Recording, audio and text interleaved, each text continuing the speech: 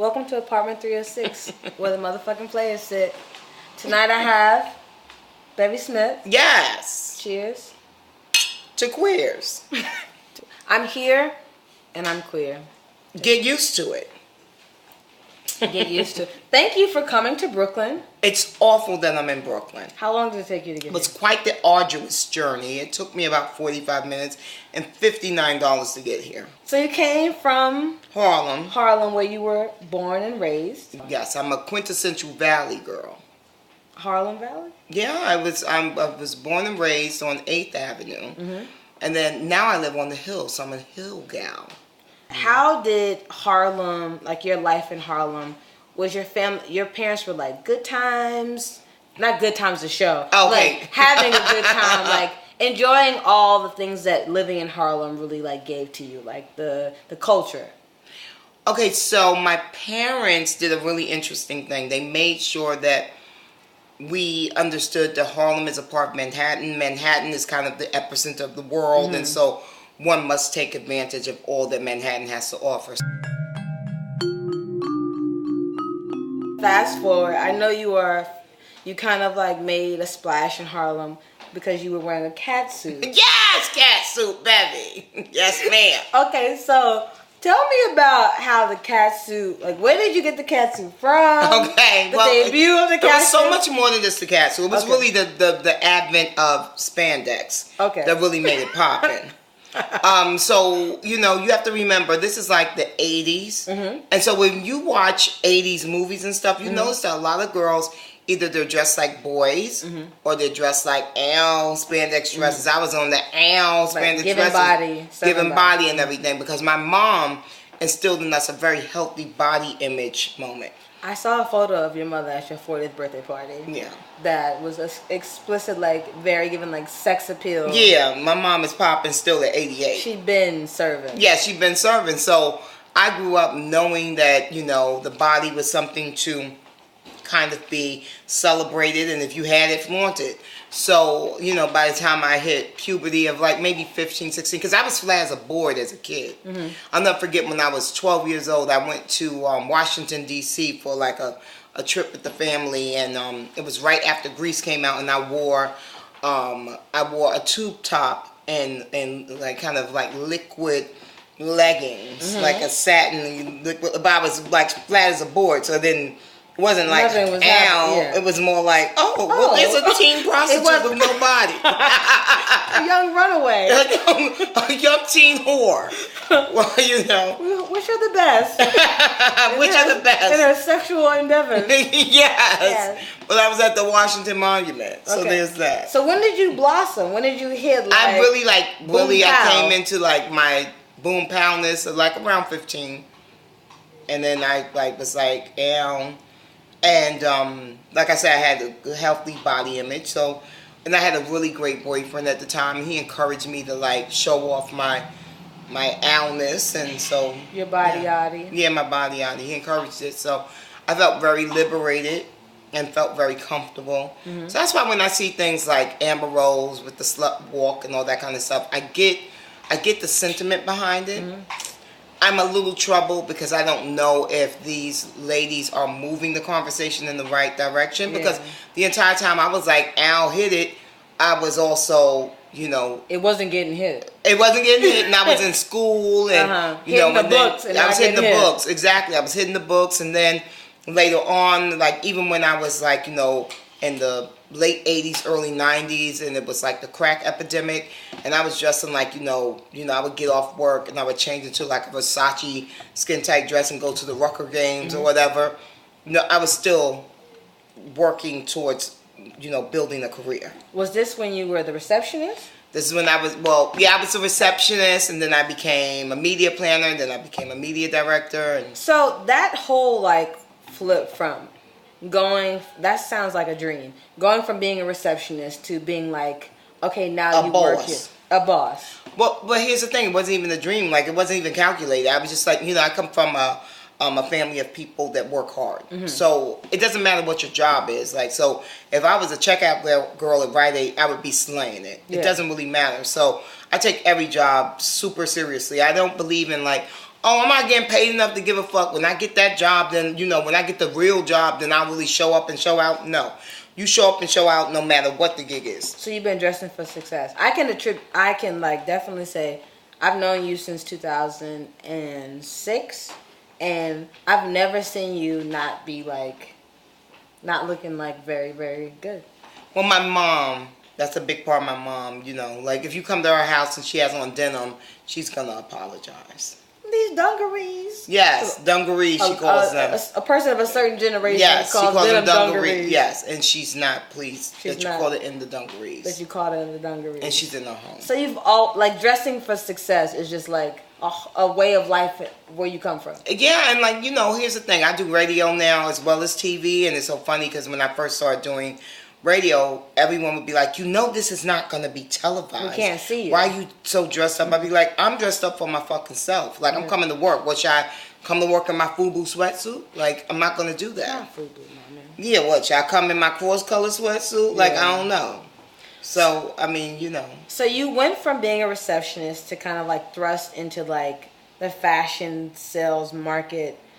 What was it like to go to Paris and Milan for the first time? Well, the first time I went to Paris was when I was still at the advertising agency. I was a media director, and I went by myself. Mm-hmm. And my boss said, I want to...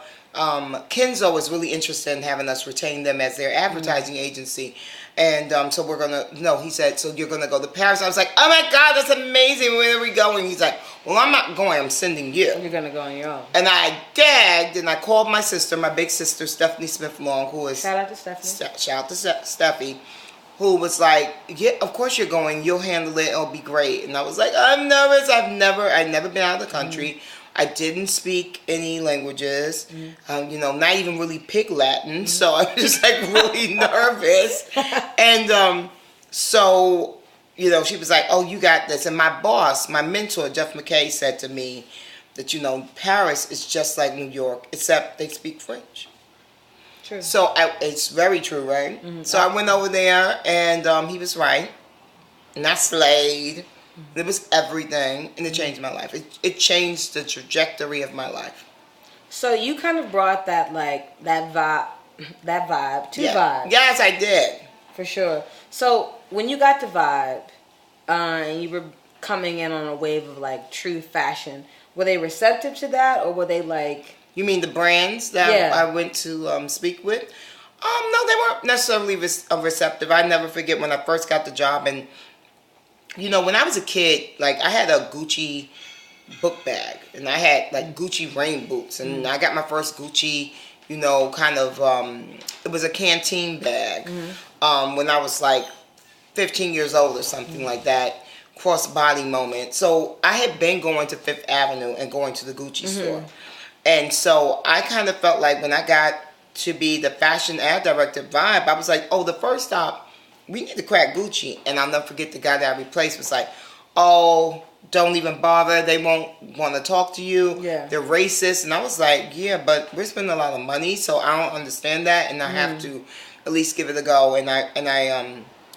So what I did was, instead of doing a traditional sales pitch, I actually took all the incredible fashion that Emil Wilbekin, who at the time was the fashion director, that he had created with Gucci clothing, and I had all those pages laminated.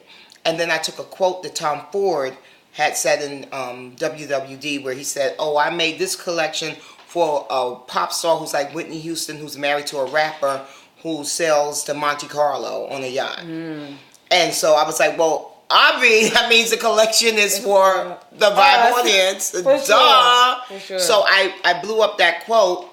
And then I had this amazing guy named Fernando, and he created a leather case for the laminated photos and for the quote. Oh, wow. And we sent it over via hand messenger to Gucci, and that got me a meeting. And they gagged on the whole... They gagged, but I didn't get the business right then and there, but that got me a meeting. They hadn't even been meeting with Vine. We had the great meeting, and then the next season they said, we're going to give you sunglasses. Because that's how it always starts. They give you the accessories, and then once they give you the clothes, child, then you like, ow, yes, But the first time, they usually give you the accessories and they give you fragrance.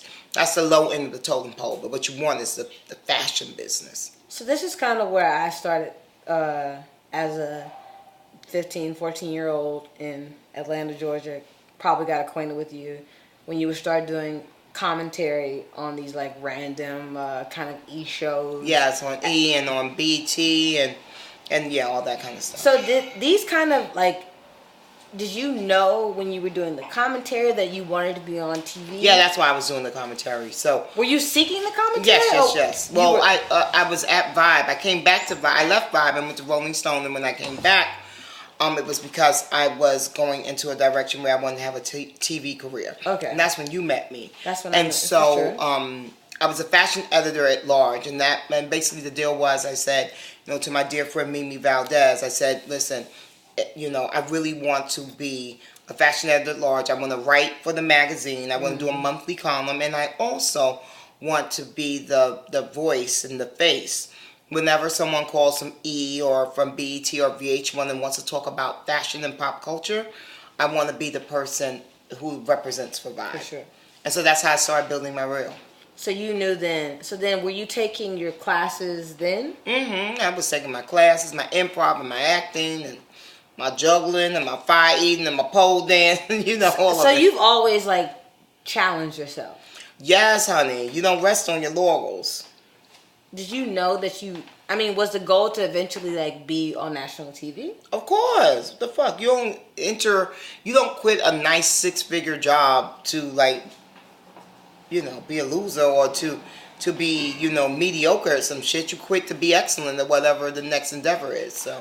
So during that time when you were, you weren't enjoying the perks of the cushy 6 figures, and you were really trying to create the real true Bevy aesthetic, did you ever like lose confidence? Never. You've always had. I say this to this day. You let your past successes fuel your future endeavors. So I don't already. Cheers. Yeah. Okay. I'd already beat the odds countless times. You know what I mean? So I was already. The black girl who worked at a luxury goods advertising agency and who rose to like be, one of the main parts of that agency, and I was the only black person in that space.